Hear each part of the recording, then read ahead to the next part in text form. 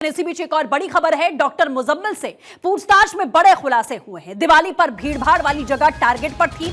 मुजम्मिल के फोन से बरामद डेटा से खुलासा होता है मुजम्मिल ने उमर के साथ में रेकी की थी। सूत्रों के हवाले से जानकारियां निकलकर सामने आ रही हैं। जनवरी के पहले हफ्ते में रेकी की गई थी। 26 जनवरी को कुछ बड़ा करने का प्लान किया जा रहा था। ये सूत्रों के हवाले से समय बड़ा अपडेट मिल रहा है। तो आप ये समझिए कि जो विस्फोटक जितनी मात्रा में बरामद किया गया है उससे अंदाजा लगाया जा सकता है कि प्लानिंग बहुत बड़ी थी।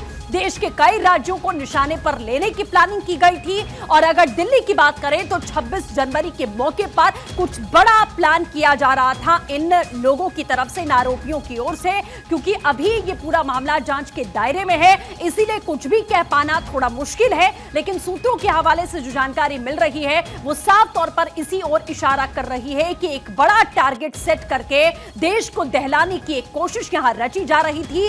और इनका सरगना कौन है, सिंडिकेट कहां से चल रहा है और कितने लोग हैं जो पर्दे के पीछे इंदर, देखिए जिस तरीके से एक एक करके खुलासा हो रहा है। ये सूत्र फिलहाल अभी बता रहे हैं कि 26 जनवरी को कुछ बड़ा प्लान किया गया था, कुछ बड़ा करने की तैयारी की जा रही थी। जितनी मात्रा में विस्फोटक बरामद किया गया, इसी के साथ रेकी की बात भी सामने आ रही है कि जगह जगह जाकर इन लोगों ने रेकी को अंजाम दिया है। और उसके बाद में जब इनका मॉड्यूल टूटता है, जब ये विस्फोटक बरामद किए जाते हैं और अचानक लगता है कि हड़बड़ी में, जो अभी तक कहा भी जा रहा है अंदर कि हड़बड़ी में यह ब्लास्ट हुआ है, तैयारी पूरी थी नहीं।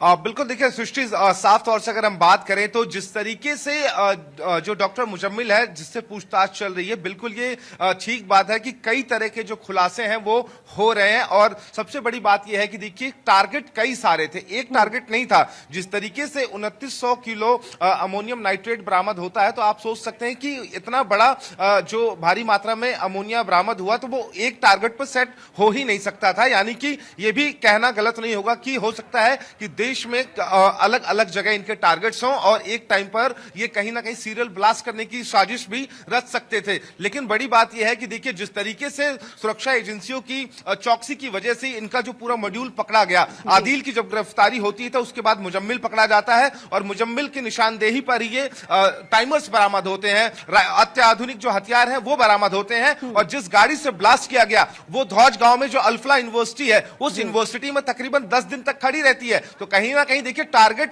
रेड फोर्ट के सामने का इलाका नहीं था। मुझे लगता है कि सृष्टि टारगेट देश में कई जगह थे लेकिन ये टारगेट तक पहुंच ही नहीं पाए। उससे पहले ही सुरक्षा एजेंसियों ने इनको गिरफ्तार कर लिया। और जब इनका मॉड्यूल टूटता हुआ दिखाई दिया, इन्हें लगा जो बताया जा रहा कि जो उमर गाड़ी लेकर लाल किले के पास पहुंचा था और ये गाड़ी राजधानी दिल्ली के कई इलाकों में घूमी थी, तो कहीं ना कहीं उमर को यह डर था कि जिस तरीके से मुजम्मिल गिरफ्तार हुआ, आदिल गिरफ्तार हुआ और कहीं ना कहीं जो शाहिना है, जो लेडी डॉक्टर है जिसकी गाड़ी मुजम्मिल एक बार इस्तेमाल कर चुका है, तो जिसमें से हथियार बरामद हुए थे, तो इसको यह डर सता रहा था कि पुलिस उस तक भी कभी भी पहुंच सकती है। और मुझे लगता है कि उसी की वजह से ये जो एक अनसेट टारगेट था रेड फोर्ट के सामने, उसने यहां पर ये काम किया और ये ब्लास्ट यहां पर देखने को मिला। बिल्कुल इंदर, जैसा आप बता रहे हैं कि टारगेट सिर्फ लाल किला नहीं था, वो हड़बड़ी में अंजाम दिया गया एक वाकया साफ तौर पर देखा गया। लेकिन जाहिर है बहुत हैरान करने वाली बात है कि टारगेट और बड़ा हो सकता था।